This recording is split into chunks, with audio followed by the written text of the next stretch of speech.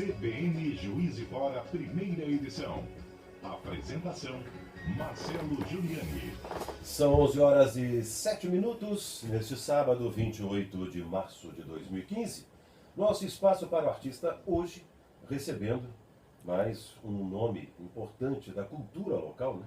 Diretor, produtor, roteirista de cinema, televisão, também professor, né, de artes audiovisuais, na disciplina de curso de produção audiovisual, nosso querido Franco Groia. Franco Groia, é um prazer ter você aqui, obrigado pela sua presença. O prazer é todo meu, Marcelo. A questão aqui de estar visitando a rádio, a primeira vez do novo, né, um novo local, um novo estúdio, e é um prazer. Bom de trabalhar no ambiente. Bom demais, como o bom mineiro é bom demais da conta. Mano, eu não vejo a hora de eles colocarem, porque tem nós vamos instalar câmera aqui dentro do estúdio, em breve, para o pessoal acompanhar em tempo instantaneamente pela internet também a nossa programação e a nossa transmissão. A hora que o pessoal tiver esse acesso, eles vão ter a oportunidade de ver esse visual. Com certeza. Maravilha que tem. Inspirador, né? As montanhas de Minas com a nossa querida Juiz de Fora. E não digo o caminho, eu acho que não só da rádio, mas o audiovisual, de modo geral, que é a minha praia, é muito você, isso, então, né? Inspirador, né? Com certeza. Você aqui, né? O dono da palavra e todos nós jornalistas aí. Mas inspira mesmo, né? Com certeza. É legal. Ô Franco, me conta um pouquinho da sua história. Você é juiz forano? Sou nascido em Juiz de Fora. Muito pequeno, com 2 anos e pouco, ainda neném praticamente. Sim. Meus pais resolveram ir para o Rio, morar no Rio. Então eles estavam recém-casados, sou filho único, e resolveram morar lá. Meu pai é advogado, formado aqui em Juiz de Fora, na Federal. Sim. Mas a época era bancário, então as perspectivas, naquele momento, início de 70, né, era aquele momento ainda auspicioso para a questão financeira para ele, a questão de novas perspectivas, e minha mãe professora de francês. Ela começou muito cedo na Aliança Francesa, aqui de Juiz de Fora. Sim. Com 16 anos, começou a lecionar. Formou-se em letras, também na Federal, e aí casou, e outras perspectivas também na área de línguas, né? Seria o Rio de Janeiro. Então foram morar lá, e lá permaneci até meus 14 anos. Fiz 14 anos aqui em Juiz de Fora, retornando à cidade, e desse ponto foi 86, na verdade. E de lá para cá permaneço aqui. Tenho minha mãe ainda no Rio, vou e volto bastante, mas aqui é o meu lugar, aqui é o nosso. Aqui. Exatamente, aqui terminei o meu 2º grau, né, no Colégio Magíster. Né, saudoso Magíster. Você sabe que eu passo ali, até hoje eu lembro daquilo do Magíster. Você sabe que sempre quando eu passo na Abreu Bernardino ali, algo estranho passa comigo. E olha que eu não estudei ali, mas era uma época muito boa, né? Muito. Eu cheguei a estudar na época no Jesuítas e também onde era o São Luís, os Césars. Sim, o César. Em cima, né? Na Santo Antônio. Na Fernando Lobo, né? Fernando Lobo, que era Santo Antônio. Isso. A gente descia ali e sempre encontrava a turma do Magíster, ali acontecia muita coisa. Aquela Braz Bernardino era efervescente com o Magíster ali. Até hoje eu passo, eu fico olhando, gente. Inacreditável. E foi uma coisa assim, de uma noite para o dia. Exatamente, né? Aquela árvore frondosa, a questão do próprio espaço, porque muito mais do que um colégio, né? Eu acho que o Magíster era um ponto de referência e uma identidade, né, do centro da cidade, e por quem era da cidade e quem também não fosse, porque passava por ali e ficava meio maravilhado naquela ilha, né, de verde. De centro nervoso, com certeza. Assim como, já que nós falamos disso, sem saudosismo, né, mas a gente falou disso, eu me lembro também de um outro ponto de referência que tínhamos aqui, que era a Capela Galeria de Arte, né? Sem dúvida, sem dúvida. que também, É, um abraço, né? com certeza. Quem viveu, viveu. Quem não viveu... Minha mãe, por exemplo, ela estudou no Stella. Ali na Estudou no Stella e ela conta, porque eu não vivenciei a destruição, porque também estava no Rio. Mas eu me lembro do impacto para ela, naquela ocasião, quando ela chegando em Juiz de Fora, não viu mais a capela, não viu mais a construção. Aquilo foi um impacto. Ela deve ter vivenciado, assistido, participado de alguns shows ali na Capela Galeria de Arte. Eu às vezes comento isso. Eu assisti alguns dessa época, também vou lembrar, shows do Hermeto Pascoal na Capela Galeria de Arte. Olha só. Show de Quinteto Violado, Geraldo Azevedo, essa turma toda aí que estava começando na época, fazendo shows ali na Capela. E pouca gente sabe também, Marcelo, que o próprio Magister, ele nasceu, né, na primeira turma, parece, ali no Stella. Ele começou, não na galeria, mas nos subsolos ali do Stella. E da oportunidade da primeira turma, a Dona Teresa e o Sr. Aurélio foram a um local que era aquela casa. E aí se fixaram lá com mais de 30 anos, né? Então é interessante. Muita história para contar de Muita. Fora, né, Franco? Agora me diga uma coisa, o que te levou para artes audiovisuais? Você é formado na Faculdade de Comunicação Social. Sim, eu fiz rádio e televisão. A minha formação, né, era em comunicação social, mas eu acabei, num primeiro momento, fazendo a minha opção pela habilitação de rádio e TV. Concomitantemente... Algum motivo especial para isso? Olha, aí são aptidões, sei lá, eu acho que sonhos nos perseguem, né? Eu acredito muito nisso. Eu sempre fui criado, principalmente aqui em Juiz de Fora e depois lá no Rio, em locais que predominantemente tinham no cinema ou a televisão muito próximo. Aqui em Juiz de Fora, todo mundo sabe, talvez acabo sendo uma referência também numa luta do cinema local e o Excelsior, particularmente, e agora, recentemente, o Cinearte Palace. Então, quer dizer, a memória do cinema de Juiz de Fora passa por esses dois locais e meus avós, parte de pai, sempre tiveram ali um apartamento no edifício Excelsior. Então, quer dizer, exatamente em cima do Excelsior. Então, o cinema, para mim, sempre foi aquela grandeza de um cine... aquele filme, o Cine Paraíso, né? Cinema Paradiso, né? Do Héctor Escola. Então, quer dizer, sempre foi para mim uma meia coxia.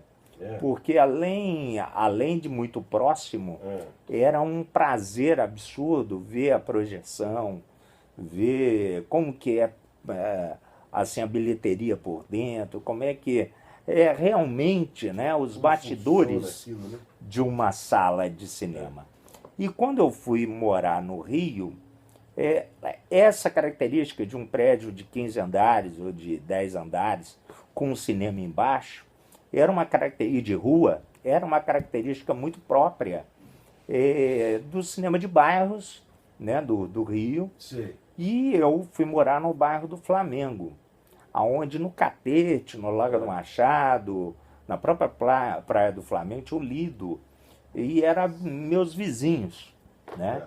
Então era um lazer muito prazeroso e me motivou, de uma certa maneira, numa formação mais ampla. Eu conheci o mundo, eu sempre falo isso, conheci o mundo através da grande tela do cinema. E estando aonde eu estivesse.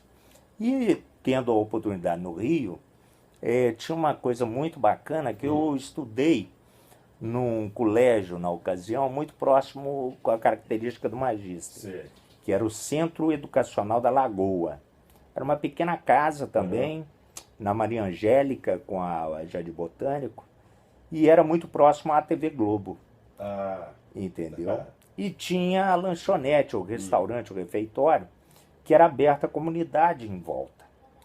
E dentro dessa comunidade ali do Jardim Botânico, logicamente a Rede Globo fazia parte intrinsecamente. e vários artistas e técnicos iam almoçar lá onde eu estudava, nesse colégio.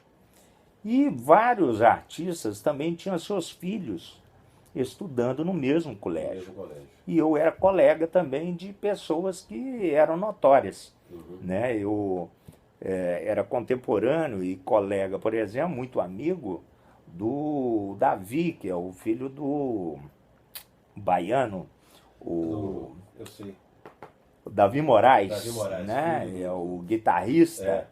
Então eu estudei com ele praticamente 5 anos. Filho do Moraes Moreira. Moraes Moreira.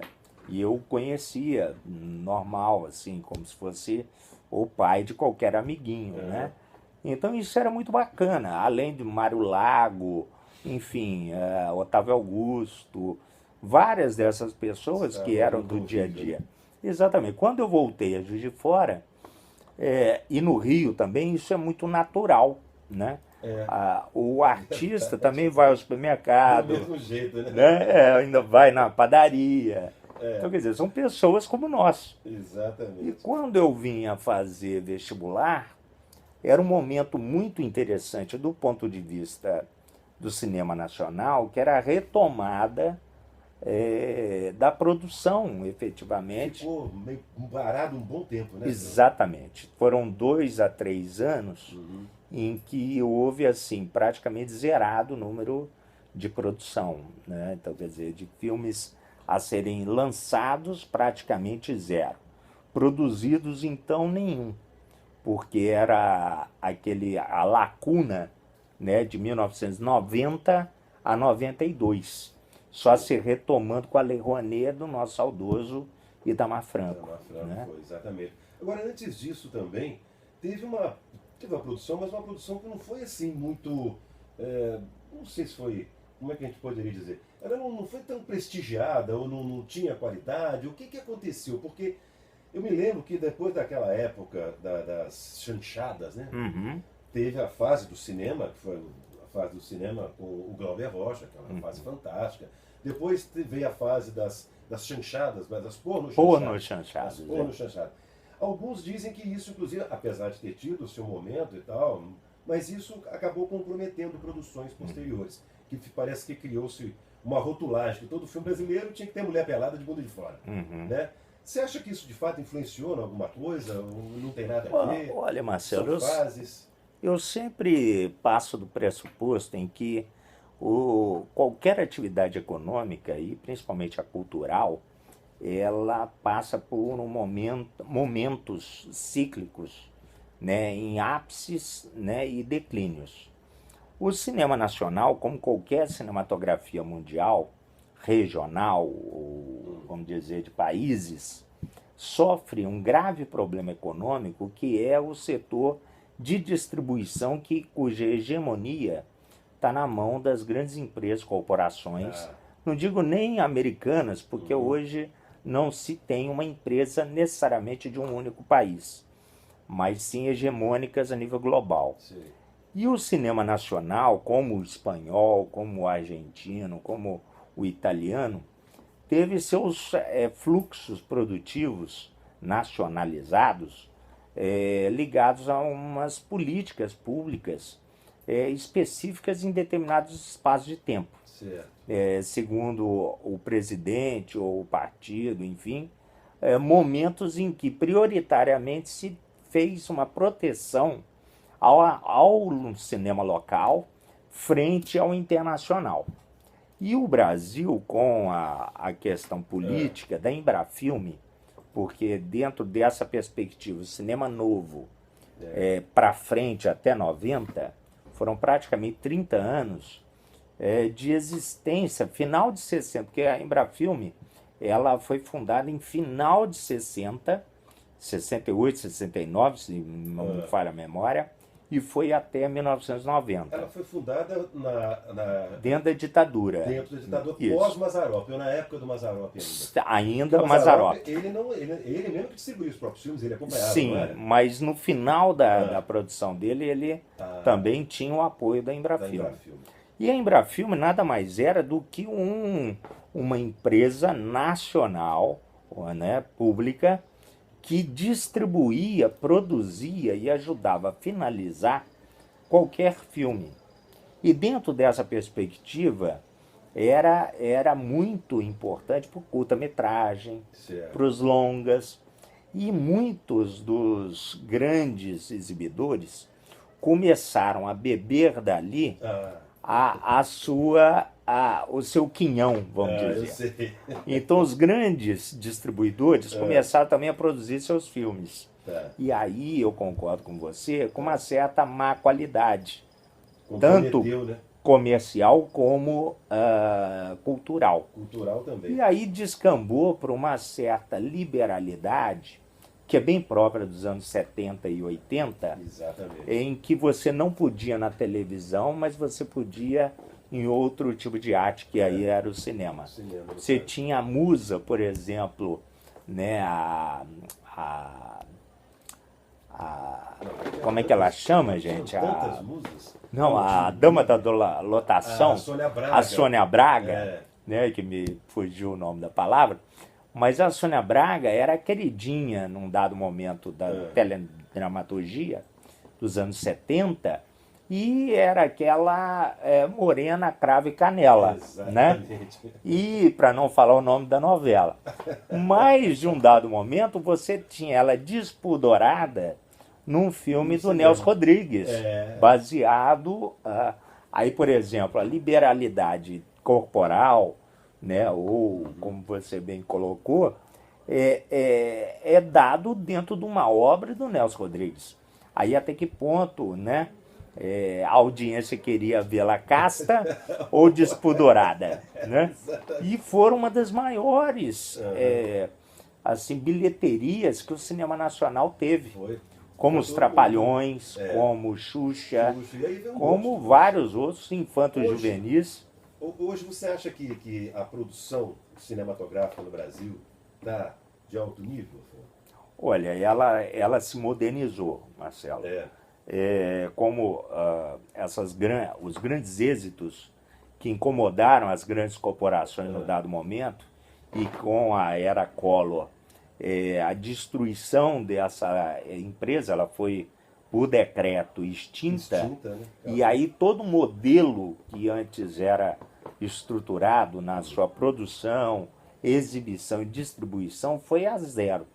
E com a retomada das leis de incentivo, a coisa foi voltando a um fluxo produtivo, e aí aliado uma coisa muito importante às novas tecnologias, que é onde o cinema nasceu. Né? Não se tem cinema sem a máquina. Né? E aí a equalização disso frente a um cinema globalizado, ele só faz concorrência, uma concorrência boa, a partir do momento que iguale a nível técnico. Aí fica né? bom, né? Aí técnico de imagem, técnico de som, e precisamos hoje... sonorização. E precisamos muito hoje formar técnicos, porque não adianta só o pensar cinema. Isso está acontecendo? Estão formando? E é isso que mudou muito. Você tem uma produtora, né? Tenho uma pequena produtora que eu abri justamente para produzir o meu primeiro filme lá em 99. E de lá para cá a gente tem efetivado algumas produções. Mas de curta-metragem. Curta e longa também. Né?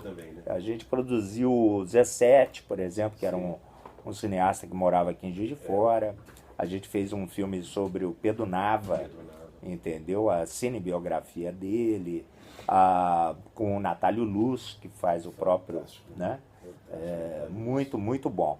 E o Zé, infelizmente, hoje está no Rio, está em Cabo Frio, tem produzido muita coisa lá, e o cinema digital hoje meio que democratizou, Marcelo, uma coisa assim, qualquer um, até com um smartphone, faz cinema, né? E descaracterizando aquela coisa muito cara ou talvez muito inacessível.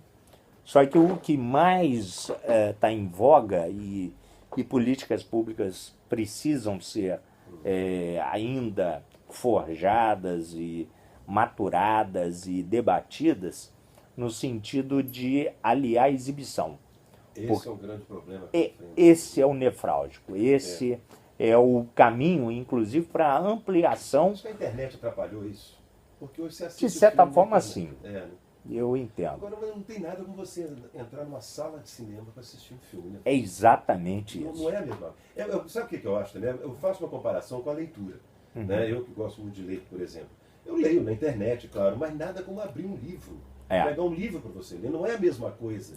É diferente. Eu acho que é o mesmo caso do cinema. Né? Nós, eu, você, uma boa parte do público ainda está naquela matéria, né? Hoje temos a geração Y que descarta, por exemplo, você tem um disco. Tem uma geração que não entende você comprar materializado uma música num CD. Né? Vinil, né? O iPod, os arquivos, enfim. Essa materialidade na parte do cinema, que é você ir a uma sala de cinema, realmente causa um aspecto assim, como será o futuro sem uma sala de cinema? Ninguém sabe. E, na verdade, é um futuro menor. É o menor, né? Com certeza. Me fala só pra gente terminar, o papo, quando fica agradável, vai embora, né? Tem meia hora que nós estamos conversando, agora que você veio. É verdade. Só pra gente finalizar, você está com algum filme sendo produzido? Olha, nós estamos, na verdade, com duas produções. Uma já em curso, já em pré-produção, assim, muito bacana. Sobre cidadania, são 4 personagens, 4 pessoas importantes da cidade, que tem uma linha de ação muito interessante sobre a própria cidadania. Sim. E chama acessibilidade.com. E aí são pessoas fantásticas, professores, engenheiros e tal, que por algum motivo têm um problema de locomoção e lutam para transformar a nossa cidade. Então isso é bacana. E um outro que nós estamos ainda aguardando a Ancine dar o crivo, né, a aprovação e o diário, ok, para a gente começar a captação, que é uma cinebiografia de um notório também nascido de Juiz de Fora, mas eu aguardo o teu crivo primeiro para falar.